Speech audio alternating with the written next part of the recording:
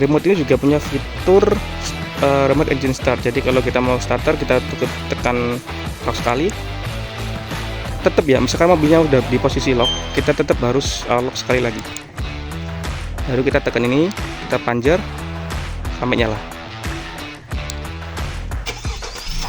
Mesinnya udah nyala. Sekarang kita coba masuk. Ini juga ada triknya untuk kita mengemudikan mobil ini langsung dalam kondisi seperti ini. Ini masih posisi lock. Kalau kita nggak bawa kunci, mobil nggak bisa dibuka. Karena kita bawa kunci, mobil bisa dibuka. Kita masuk. Nah, ketika kondisinya seperti ini, kalau kita langsung pegang persnelennya, mobil akan otomatis mati. Itu adalah sistem keamanannya. Jadi gimana kalau mau menjalankan? Kita injak remnya, kita tekan ini. Sebelumnya ya, saya infokan ketika kita starter pakai remote tadi, asnya udah nyala. Ini kita tekan ini. Nah, ini sudah siap jalan. Kalau speednya udah nyala gini, artinya mobil udah siap jalan. Nah, ini juga ada fitur walkway atau lock. Jadi kalau kita menjauh dari mobil, nah dia ngelock ya. Kita nggak usah tekan tombol lagi, dia ngelock sendiri.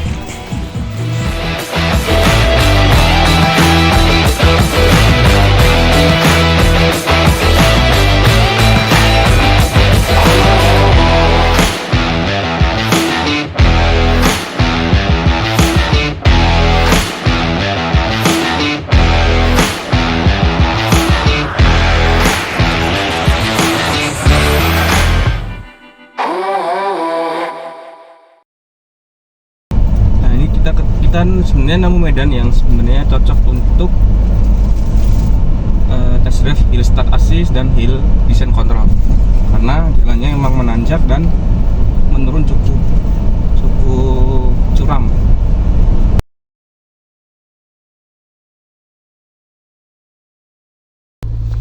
Nah, ini sekarang kita coba untuk fitur hill start assist. Ini cukup lumayan menanjak ya jalannya. Ini memang, ini kita rem dulu, kita berhenti, saya lepas pedal remnya, 1, 2, 3 saya lepas, dia nahan, nah baru mundur.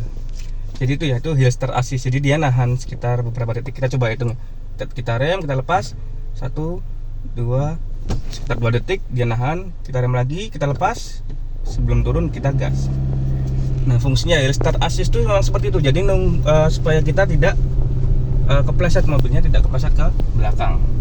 Kita rem, kita lepas remnya, 1, 2, 3, mundur. Kita ulangi lagi, sekali lagi kita rem, kita lepas remnya, 1, 2, 3, mundur. Nah, jadi itu ya, hill start assist tuh cuma hitungan detik. Kita rem, kita lepas, kita gas. Nah, jadi biar tidak glosor ke belakang, biar nggak kena mobil belakangnya. Hill start assist. Nah, sekarang kita mau coba hill descent control. Nah, oke, sekarang kita akan coba untuk jalankan fitur hill descent control. Pertama kita tekan tombol ini, hill descent control, sampai keluar hill descent control on. Ini standby sistemnya. Dan lupa kita harus pakai seat belt juga. Nah, ini langsung kita coba hill descent controlnya. Nah, ini jalannya kan menurun ya, kalau teman-teman bisa lihat. Nah, kalau teman-teman di sini dengar suara atau teman-teman yang sudah punya HRV RS ini, khusus untuk RS ya, ada suara seperti itu tuh dari pompa elektriknya. Jadi nggak usah khawatir itu dari apa, itu sistem kerja normalnya kok. Nah, kita balik ke sistem descent control, hill descent control. Ini turunan. Nah, ini kita rem. Oke, kita coba rem. Nah, kita lepas remnya. Ini mobilnya nahan sendiri ya. Ini kaki saya tidak nginjak rem. Mobilnya turun secara perlahan. Dia hanya di kecepatan 3 km per jam. Nah, ini ya. Kita nggak perlu nginjak rem. Kita nggak perlu harus kapan nginjak rem, harus lepas rem. Kita fokus saja arah mobilnya ini mau dikemanain gitu. Nah, ini udah ngerem sendiri. Kita udah lewatin turunan yang sebenarnya lumayan cukup ekstrim ya turunannya ini. Nah, dia nahan di kecepatan 3 km per jam terus. Nah, inilah hill descent control. Kita tekan hill descent control, dia sudah on, standby. Nah, ini aktif. Ini kecepatannya 3 km per jam. Kalau mau tambah kita bisa tambah. Nah ini sekarang ke 9 km per jam. Kalau mau tambah kita tinggal injak gasnya aja. Lepas gasnya, dia nahan lagi di kecepatan 12 km per jam. Ini saya nggak ngerem ya, ini saya tidak melakukan pengereman. Jadi kita fokus untuk mengarahkan mobilnya mau lari kemana. Dan ini sekarang kita ada di jalan kabupaten ya. Ini di jalan kabupaten, jalannya tuh lumayan agak keriting ini jalannya, nggak halus-halus banget. Dan ini kerasa nih, kerasnya tuh kerasnya Honda tuh kerasa di sini. Tapi bukan kabar yang buruk ya, karena ya itu tadi bandingannya tuh ketika kena polisi tidur yang agak tinggi dia masih empuk, bahkan lebih empuk daripada Honda HR-V yang lama. Itu begitu kena jalan-jalan yang retak-retak kayak gini, yang nggak kurang halus kayak gini nih, kerasa ini. Untuk kerasnya suspensinya kerasa. Ya kalau kita mau pengemudian yang tajam ya otomatis jelas pasti suspensi itu ada keras-kerasnya. Kalau kita minta suspensi itu terus-terusan empuk, pasti mobilnya akan limbung dan ketika kecepatan tinggi dia nggak akan terkendali, susah untuk dikendalikan. Dan untuk HR-V Turbo RS ini sebenarnya tenaganya ini overkill ya. Jadi sebenarnya di mesin yang non turbo pun dia sudah mumpuni untuk menjalankan mobil ini, untuk nanjak sekalipun, untuk jalanan yang naik turun perbukitan itu sudah cukup sebenarnya.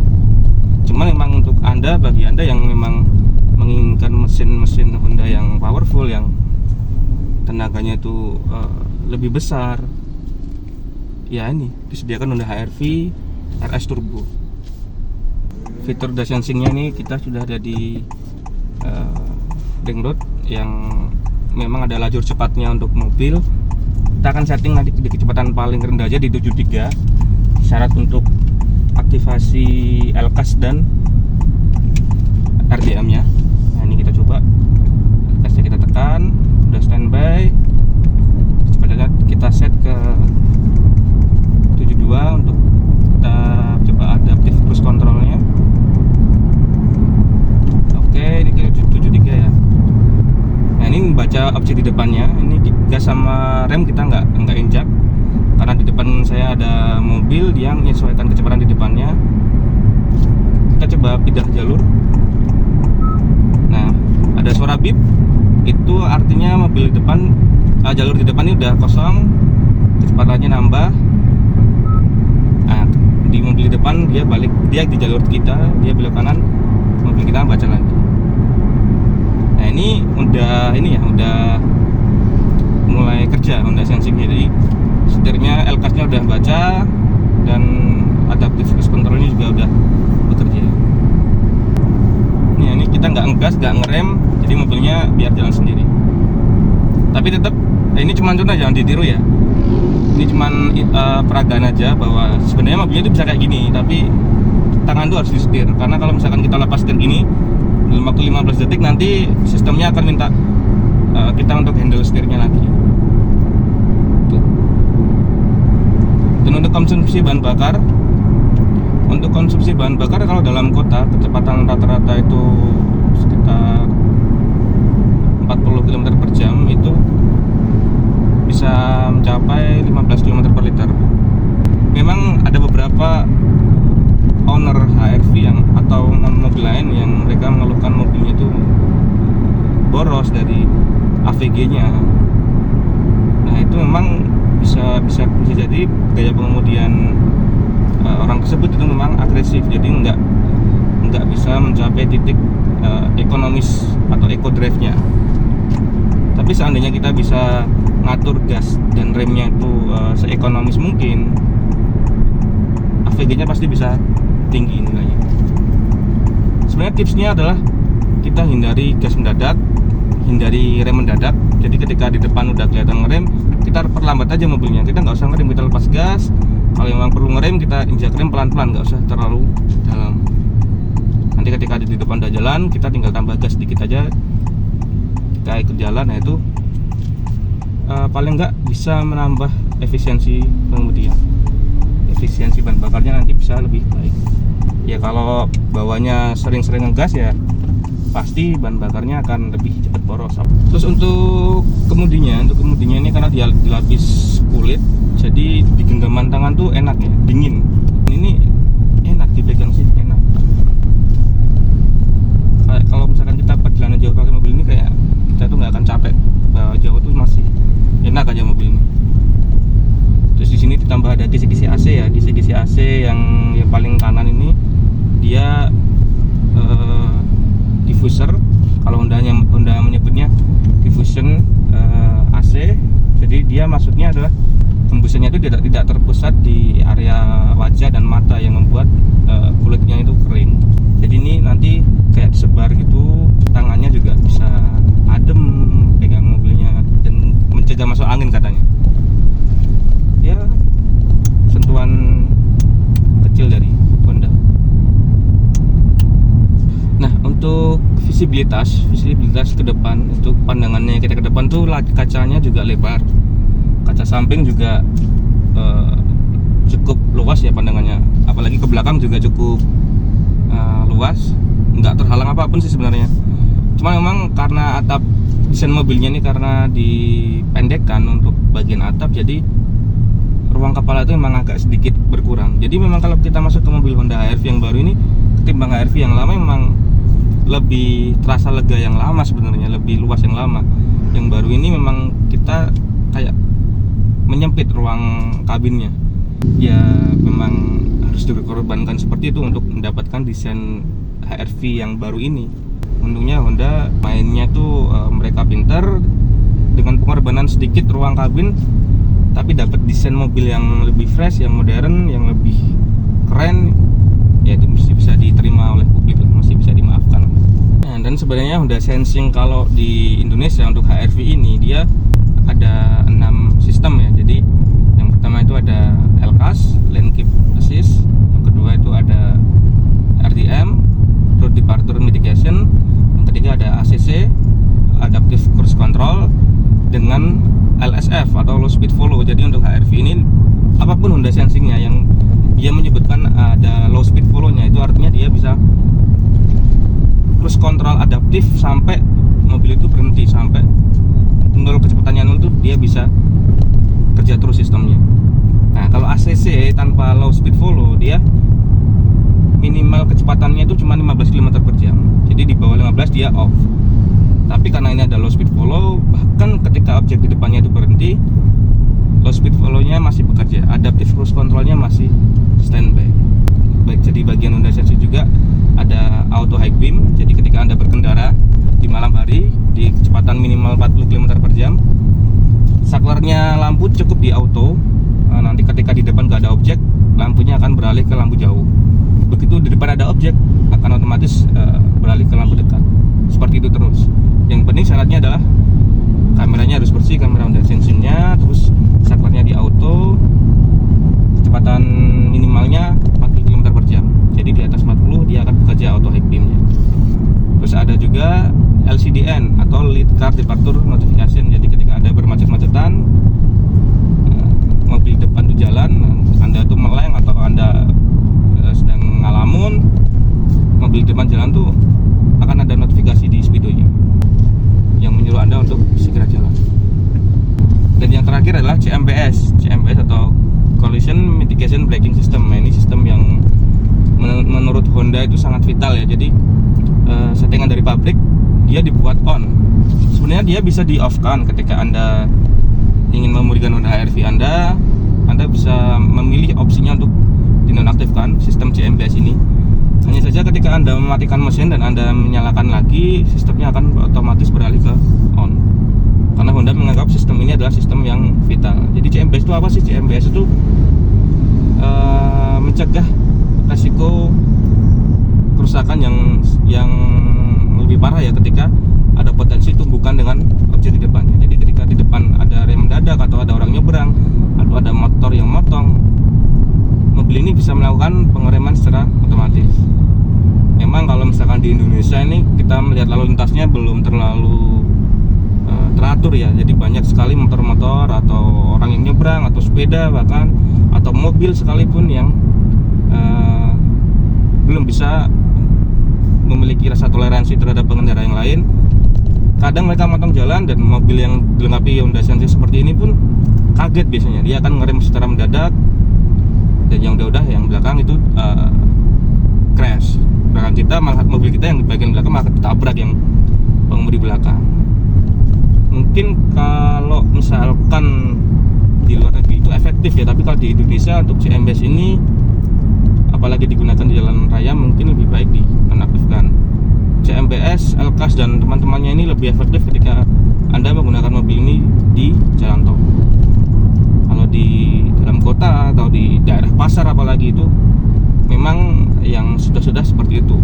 Banyak sekali kejadian yang tidak terduga, mobil kita tahu-tahu ngerem sendiri. Ya itu karena memang lalu lintas di Indonesia belum memiliki toleransi yang tinggi. Terus selanjutnya Honda Sensing kalau di Indonesia itu paling lengkap saat ini hanya ada 6 sistem yang saya sebutkan tadi. Tapi untuk di luar negeri dia masih banyak sekali sistem Honda Sensing yang dipasang di mobil. Tidak lain tidak bukan memang infrastruktur jalanan itu memang berpengaruh ya. Jadi kayak marka jalannya, garis putus-putus itu harus solid terus, harus terbaca, kondisi harus baik. Tidak boleh kok samar-samar, terus tertutup debu, tertutup lumpur, tertutup kotoran, tertutup sampah. Itu di luar negeri sepertinya sudah tidak ada. Jadi mereka Honda ya khususnya dia berani memberikan fitur Honda Sensing yang lengkap. Bahkan marka jalan pun kecepatan maksimalnya itu juga terbaca oleh kamera Honda Sensing, oleh kamera monokularnya. Misalnya ada batas kecepatan 60 km per jam dan ketika mobil kita melaju di atas kecepatan 60, nanti dia otomatis akan memberikan peringatan menunjukkan bahwa ini loh rambu-rambu maksimalnya pun 60, Anda berkendara lebih dari 60, tolong dikurangi kecepatannya, seperti itu. Cuman memang infrastruktur di sini belum mendukung untuk sampai sejauh itu Honda Sensingnya. Jadi ya memang masih yang paling lengkap ada 6 sistem Honda Sensing itu. Dan itu pun ada di HR-V, ada di Civic, CR-V Hybrid, dan Odyssey dan Accord. Ada drive mode-nya, ada Econ, ada normal, ada sport. Ini kalau kita ubah, yang terasa langsung berubah itu memang di RPM-nya. Jadi ketika di mode normal ya dia kayak mobil-mobil yang normal biasanya. Kalau di mode Econ, kita tahan, kita masuk ke mode Econ, RPM-nya langsung turun. Jadi seolah-olah memang dengan injakan pedal gas yang sama, kalau kita masuk mode Econ itu RPM-nya lebih rendah. Kalau kita masuk ke mode normal, pedal gasnya masih sama, yaitu RPM-nya akan naik. Kalau mode sport, nah dia akan naik lagi RPM. Jadi memang respon gasnya beda ya nih. Mungkin kalau mobil Honda yang zaman dulu tuh kurang terasa. Untuk Econ, normal, sportnya itu belum terasa. Kalau dulu kan pernah ada tuh Honda CR-V juga dengan mode Econ. Itu mode Econ kita nyalakan atau kita matikan, secara kita rasakan tuh emang mungkin samar-samar ya. Cuman kalau mobil Honda yang line up-nya sekarang itu sangat terasa sekali perbedaannya kalau kita pilih modenya. Nah, ini juga ada Honda Line Watch di sisi kiri. Jadi ketika kita mau belok kiri, kita nyalakan lampu sen, otomatis citra dari belakang mobil atau tampilan dari belakang mobil akan ditampilkan di head unit tengah ini. Misalnya kita nggak pakai sen pun kita bisa lihat bagian belakang kiri ini melalui tombol atau saklar yang disediakan bersamaan dengan tuas lampu di sebelah kanan ini. Kita tekan tombolnya, nanti dia akan tampil gambar di bagian spion kiri. Nah lagi ya, bandingan suspensinya ini meningkat daripada Honda HR-V yang lama. Seperti yang saya bilang tadi, memang kalau ketemu jalan-jalan yang rusak, yang kecil-kecil gitu, memang dia kerasa sampai dalam tuh kerasa jalan keritingnya. Tapi ketika kena porsi tidur yang agak tinggi, itu ayunannya tuh empuk, enak, lebih nyaman ketimbang Honda HR-V kecil aja kasar, ketemu polisi tidur yang gede juga kurang halus sebenarnya. Tapi ini membaik sih. Di sini settingannya sesuai. Ya semoga HRV generasi selanjutnya juga punya bandingan yang kita tentunya berharap lebih baik ketimbang generasi sebelumnya. Jadi memang seharusnya ada peningkatan tiap generasi ke generasi. Nah, untuk menikung agak kenceng itu memang slide-nya SUV, body roll itu masih ada sedikit body roll. Ya nggak bisa dibuat kaku-kaku amat sih sebenarnya kalau mobil seperti ini. Karena kalau kaku ya nanti pasti dampaknya ke bandingan suspensi dan digunakan tuh pasti nggak nyaman. Atau apalagi mobilnya SUV. Nah, SUV itu memang takdirnya itu dibuat untuk kenyamanan juga, karena jalanannya pun yang dilalui tidak mesti halus sih. Jalanannya mesti ada beberapa yang rusak, yang terjal, yang banyak bebatuan. Jadi suspensinya juga harus mengakomodir kenyamanan bandingkan suspensi yang empuk. Sekaligus juga ketika digunakan di aspal, tuntutan dari Honda itu juga harus stabil mobilnya. Nah, ini lihat posisi tidur. Kita lihat posisi tidur rasanya. Ya, kalau posisi tidurnya tuh nanggung kecil kayak gini ini memang agak kasar sih. Tapi kalau posisi tidurnya emang ya gede gitu, sekalian ayunannya tuh enak, empuk ayunannya. Nah, ini kita bingung jalannya kemana ini. Nah, ini untuk menikung mobilnya tajam, pengemudiannya itu tajam.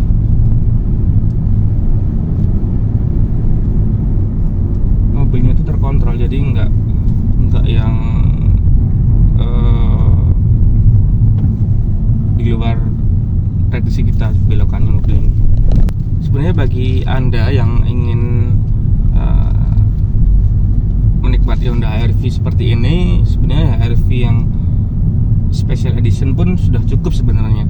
Dan Honda pun juga mengatakan bahwa target mereka untuk Honda HR-V terbaru yang paling laris adalah trim SE atau special edition. Untuk trim RS ini memang dinilai mungkin hanya akan laku tidak sebanyak tipe SE. Cuman bagi Anda memang kalau punya uang yang lebih dan Anda senang dengan bawa mobil sendiri atau senang berkendara, senang menjelajah kemana-mana sama teman-teman atau touring, sebenarnya Honda HR-V RS Turbo ini memang patut Anda pertimbangkan. Karena mesinnya sendiri dia overpower sih sebenarnya, 177 PS untuk mobil segini, ukuran segini tuh ini sangat enak sekali mesinnya. 120 PS saja sebenarnya udah cukup, tapi ini 177 PS dengan turbo.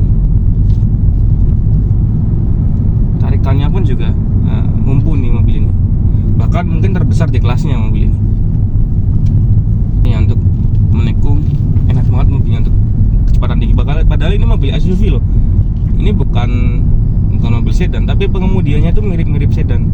Gak tau kenapa Honda itu kalau bikin mobil feeling berkendaranya itu enak. Mereka tahu gimana caranya memanjakan pengemudi. Jadi kalau Anda beli mobil Honda dan Anda tidak pernah bawa mobilnya tuh Anda sebenarnya rugi. Honda itu sebenarnya untuk Anda bawa, Anda harus ngerasain sensasi berkendaranya bawa mobil Honda. Ini ada pedal shift juga ya, ada pedal shift. Kita bisa masuk ke mode sport, kita pakai pedal shiftnya. Misalkan kita bosen pakai matic, ini kayak ada simulasi perpindahan giginya.